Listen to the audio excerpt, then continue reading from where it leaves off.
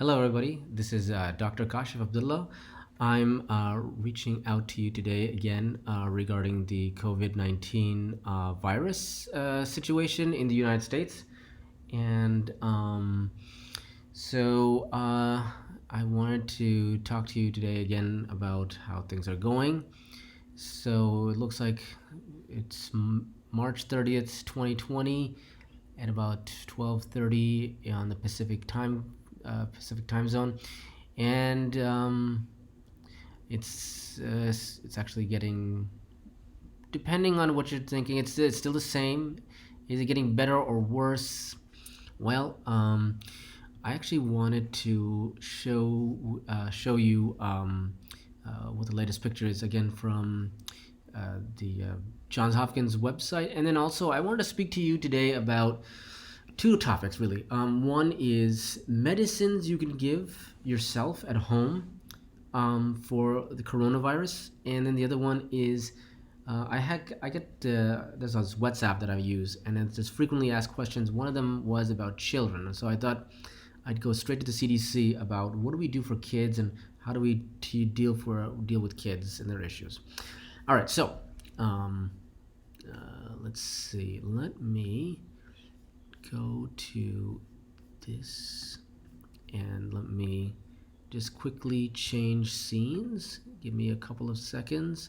It should have happened already. All right, so you can see here that so far in the United States there is over 153,000 cases. This is new. This is an increase. Let me reset the page, and it shows the world first. So the world right now there are approximately 766,000 people that have a total confirmed cases of COVID-19. That doesn't mean there's 766,000 people in the world. That's just the ones we've tested. Um, that have tested positive. We've likely given more than 766,000, but these are test positive. And of the deaths, you can see that there's been 36,000 deaths, and the total recovery is 160. So actually, you can see that on the left side of the screen, the U.S. has the most cases now. Of that 766,000, the U.S. has the greatest amount at 153,246, and the total deaths about 2,828. What I look for, numbers are fine and dandy, but what I really look for, and I think most epidemiologists and physicians and what have you will really be looking for, is we're trying to figure out when is this line going to change? When is this going to go from logarithmic, which is a doubling of every day or so, or every certain time point there's a doubling, to not a doubling, less than. So if you go to the logarithmic scale, you'll see that it is fairly linear, but in the US, even the US, it's beginning to sort of flatten out here. And if you look at the daily increase, well, that's not too bad actually. You'll notice that the US has beginning to flatten out in the number of daily cases. So what was really concerning was right here, this part. You'll see that every couple of days we were increasing in the daily increase, and now it's petering off. So it's sort of like acceleration velocity versus acceleration. So the daily increases are like acceleration, and velocity is the total speed. Well, I'm going too much, but anyway, what we're really interested in is daily increase, and the U.S. is beginning to control that. If we go to Italy, we can see the Italians are doing not too bad. If you see the daily increase, it's beginning to. What we really want is we want the daily increase to fall. That's what we really want to see, and we're sort of flat, I would say, for Italy. If you look at Spain, the next third highest in the world, you'll see they're actually falling. So Spain is doing something good. Now, I heard that Germany has been doing really well, and I want to show the German numbers. It looks about the same as decreasing, but they only have. So I was reading this article about the difference between Germany. Oh, I'm seeing there is some kind of pattern happening on the was told there's a pattern happening on the thing. I don't know why this is the case. Why is this showing? Uh-oh. That's weird. Why is this showing that? That makes no sense. Oh, I screwed up. Let's see. Window capture? Uh-oh. Maybe it should be display capture. Oh, I'm sorry. I think I screwed up here. Oh, no.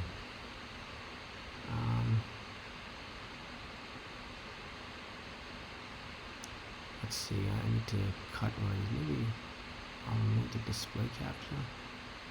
Oh. That is very odd. I'm sorry for that. Wait. Why is not... I'm trying a new computer here, so I'm sorry.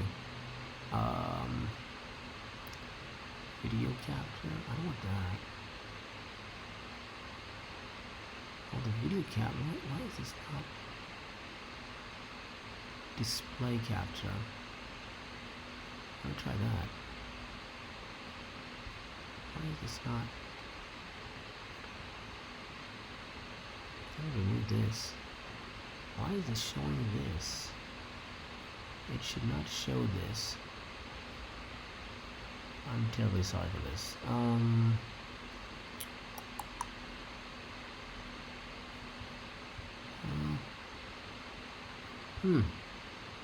sure I'll figure it out. 1 second here. See? That's not it.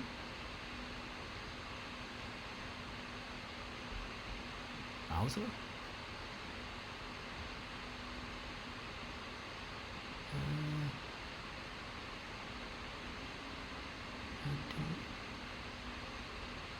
Okay, for that.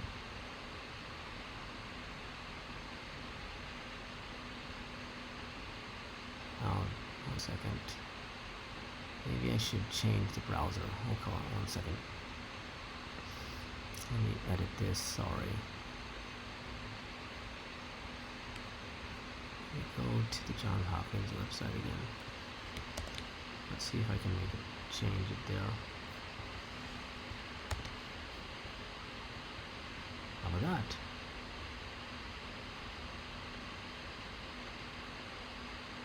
Alright, let's see. That's a little bit different. Let me remove the window capture.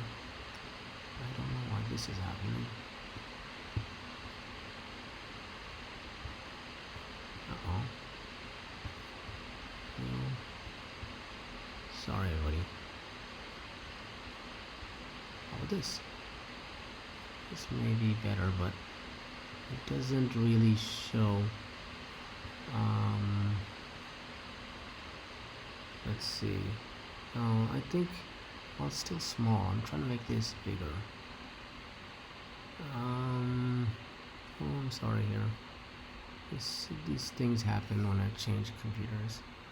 How about this? Maybe this is better. This might be a little bit better. The only thing is, I would like to change. It's not interactive as best I can get it, but that's better than something. Anyway, this is a little bit better, but it shows you 770 cases at 635 confirmed. So the biggest thing was, and can I change this here? I'm not sure if I can. I'm trying to manipulate the screen. I don't think I can manipulate the screen if it allows me to. So what I was just trying to show is that basically the daily cases are beginning to stabilize. So that's good. But I wanted to show you another website actually, and this was this is a great website in regards to the medicines that you could take at home. So I'll copy this. 1 second here. Oh, sorry, 1 second.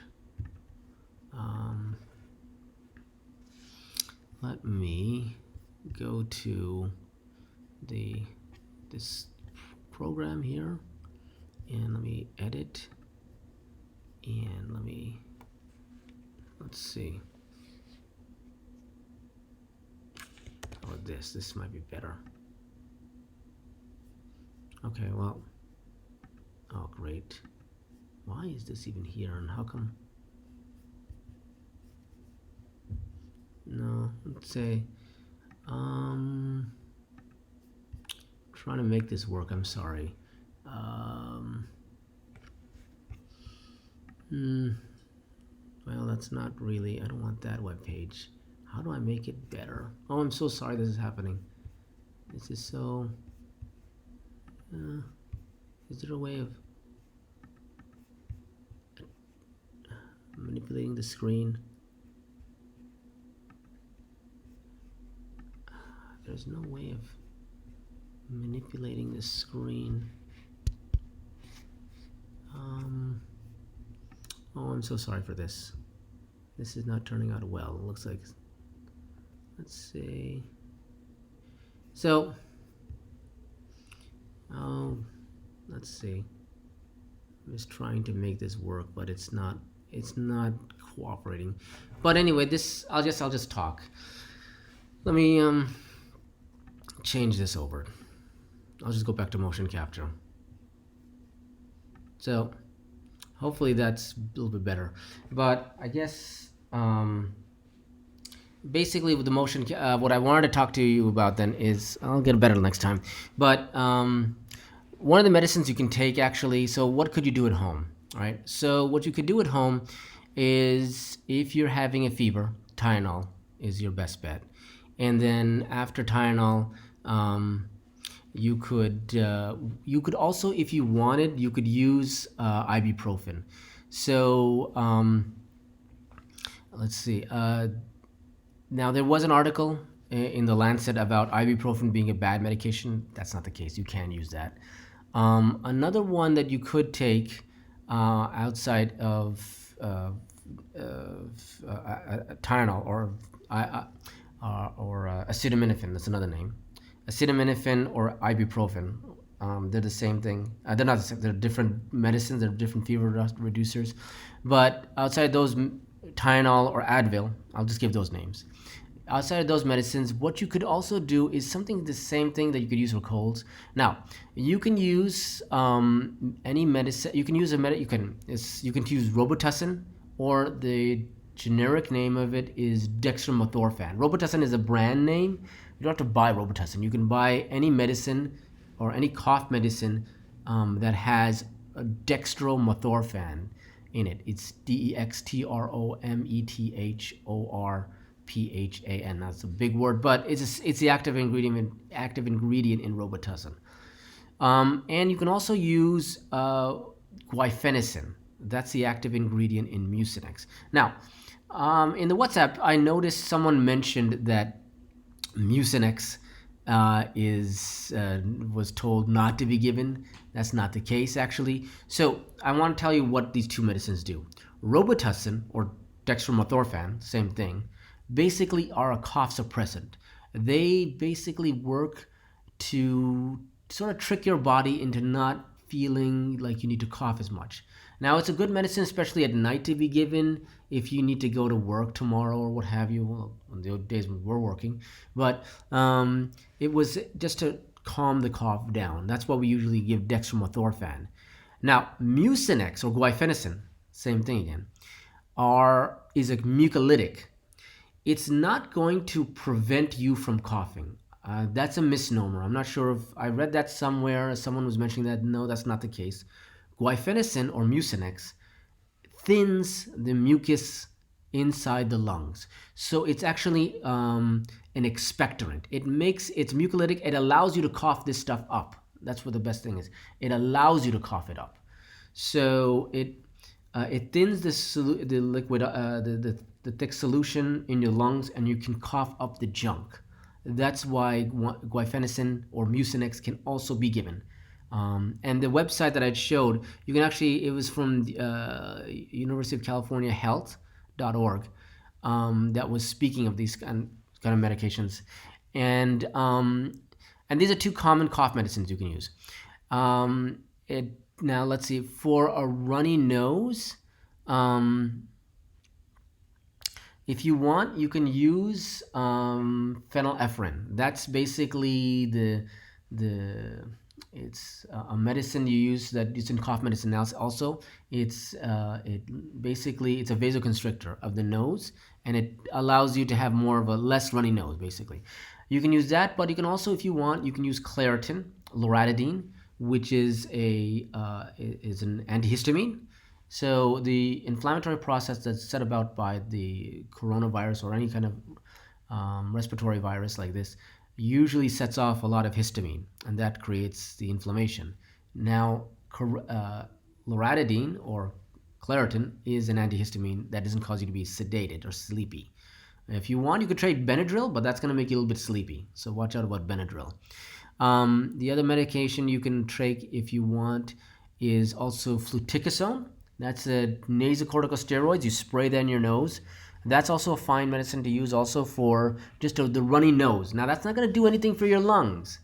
And that's where coronavirus really hits. That's the lungs. Um, and if you want, you could try a zinc lozenge. It may or may not help. Now, there is studies that have showed that zinc lozenges help prevent the virus from sticking onto the respiratory mucosa. So you can use that. But outside of that, I was actually also speaking to a nurse. I want to mention this. And he was telling me how this is in California, he how stressed he was in dealing with all the various patients coming in, and how there was like the how at his ER they were testing people for all the various respiratory viruses before they would go do COVID-19, and he was also mentioning how he monitored his oxygen, how basically how they would determine what or how aggressive they were treating the patient was with an oxygenation saturation. It's a little device you put on your finger, and it tests how much oxygen is your lungs extracting. So if we usually saturate about 97 to 98%, our blood usually has 98 to 90%, 97% oxygen. But if the lungs start their function begins to diminish, then you can what we do is we start looking at um, the oxygenation saturation is dropping from 98 to 97 to 95, 92, 91. That's a little bit dangerous. That's when right about then, that's when we would do what usually they can do BiPAP or CPAP, which is basically this mask they put on your face and sort of blows air into your lungs. They can sort of do that. But outside of that, and then I was talking to another nurse, and this is actually speaking to the hydroquinone anti-malaria medication. She was mentioning, this was another nurse, totally different nurse I was talking to yesterday, and she was mentioning that for some of the patients that they've tried, hydroquinone has been doing well. Now, this is an anti-malaria drug, you don't, or rheumatoid arthritis drug, and you don't just get this willy-nilly. It works basically by reducing the inflammatory response, sort of like Claritin, but not really. And there is some promise. Now, it's not the treatment of choice, but she was mentioning that some of the clinicians were trying that in some of the more critical patients, or not just as a trial, and it was actually helping out. But this is just anecdotal evidence or what have you. That's just a nurse telling me. That's not like the standard of care from the CDC. I'm just mentioning what I'm hearing from other clinicians. Now, I did want to speak up to you about kids and what do we do about kids. So if you go to the CDC website, they mention how kids usually do not appear to be higher risk than adults. So usually for kids, their symptoms are much more milder than it would be for adults. Um, so their symptoms may be a slight fever and a runny nose or what have you, but hopefully most get over this. Now, they can also have the more severe side effects of acute respiratory distress syndrome, or ARDS, which leads people to go to a ventilator, and then that's really dangerous. But for the most part, most kids have been getting over this pretty better than, I would say, elderly people, or people with coexisting medical conditions. And the same advice that applies to us would apply to children: to clean hands with soap and water for 20 seconds, or using alcohol hand sanitizer if the soap and water are not available. Of course, avoiding sick people. So, if that's the social distancing that is so important. And then cleaning and disinfecting high touch surfaces is a good idea. Those are like the tables and hardback chairs and doorknobs and light switches, remotes, handles, toilets, and sinks. Now, I would preface this with, the concern is how you have to. One thing is, this is the coronavirus is not, or COVID-19 is a respiratory airborne virus illness. That's how it's spread, by respiratory droplets. Yes, it can survive on places, but getting infected is much more likely by someone coughing on you. So you should clean always, but at the same time, it's more dangerous to be near people who are actively coughing, because they're actively spreading the water droplets in the surrounding area. That's more dangerous than maybe droplets, because droplets can sort of dry, maybe they don't have full contact, and it's not coming into your lungs. You literally have to touch the stuff, and then it has to be sort of wet or what have you, and then you have to touch a sensitive part of your eyes, mouth, or nose. Whereas the coughing and sneezing person, the droplets are aerosolized, and you just breathe them in, and now you got it. So it's much more dangerous that way. That's why social distancing is way more important than anything else. If you want, you can launder washable plush toys, according to the label on the toys that the kids have. And the let's see, in regards to symptoms, like I've said this before, they're similar to adults, but they're much more milder. So what they will usually experience are cold-like symptoms. That's the runny nose. They may experience a fever and or cough. Also, what has been reported has been vomiting, diarrhea. So that may be a concern, but those are the major ones. It's the fever, runny nose, and cough. But like I've said, it's a little bit more milder in kids, which is a good thing. Um, let's see. And I'm also reading from the CDC. It is not known whether some children may be at high risk for severe illness. So I would say kids are a little bit better off than us right now. That's a good thing. And then there was the last question that the CDC addressed was, should kids wear a mask? And the answer here is no. The answer is basically, if you're healthy, you don't need a mask. What you need actually is to do social distancing, be away from people who are sick. And face masks are usually there for those who are sick. Now, I was reading another article stating that from the CDC, that face masks themselves, if you're not sick, may be a way of actually getting sicker more. And the reason is this. So if you don't have any kind of virus or anything like that, and you're wearing a mask, and that mask sort of makes you itchy. And I sometimes do this myself. I have a mask on all day. I want to sort of touch my face because it's just like, and you want to take the mask off and scratch yourself because this thing has been on you. Now, if you are in public and you're wearing a face mask, and maybe you get contact with COVID-19 somehow on your hands, the likelihood of you touching your face to adjust your mask is much greater than not wearing a mask. So there has been some evidence that face masks actually in general may be more bad for people who don't have the virus or don't have symptoms. So what we're looking for is, if you're having symptoms, coughing, fevers, runny nose, shortness of breath, wear some kind of protection so that the contaminants stay with you and not with somebody else. So, and those that don't have these issues, try to avoid sick people in general. And that's where the social distancing is happening, where you're staying at home. I myself am now staying more and more at home. I'm trying to do more and more of my office work in the house. I'm trying to send faxes to my computer, print them out myself, calling people, doing televisits, using various web applications. So it's a big adjustment for a lot of us, and it's not easy.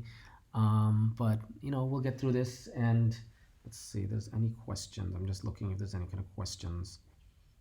That there's a WhatsApp that I sometimes follow on. Not sure. Let me look really quickly on the my website. Hold on, meaning the Google. Where'd it go? Oh, there you are. It looks like there's three. Is there any questions? I don't know if there is any questions. I'll just say hello in the questions, and maybe there's like a couple of viewers out there, but this is I'm trying to do this every weekdays from 12:30 to 1. I'm sorry there was some technical difficulties, there always is. I'm sort of transitioning more to another computer just so that this is actually at home, that's why. And I myself touch my face at times. I try not to. It's so hard. I know. Just got to keep washing those hands.